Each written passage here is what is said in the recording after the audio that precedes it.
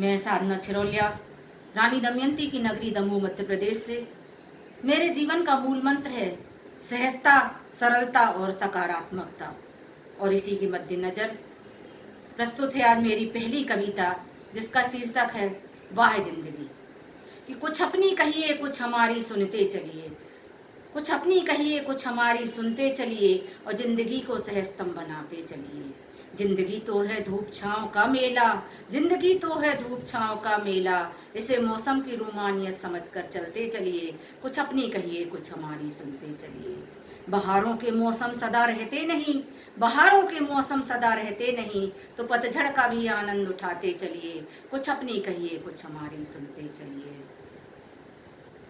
न जाने कौन सी शाम आखिरी हो जाए, न जाने कौन सी शाम आखिरी हो जाए, तो जो है सामने उसका ही मजा उठाते चलिए, और सबसे हंसकर बोलते निकलते चलिए।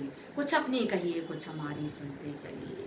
न सूरज बन सके सबके लिए, न सूरज बन सके सबके लिए, तो चांद की शीतलता ही बनाए रखिए। कुछ अपनी कहिए, कुछ हमारी सुनते चलिए। जिंदगी को बोझ ना समझ है मुसाफिर, जिंदगी को बोझ ना समझ है मुसाफिर, ये जीता जागता रंगमंच है, यही सोच कर चलते चलिए। कुछ अपनी कहिए, कुछ हमारी सुनते चलिए।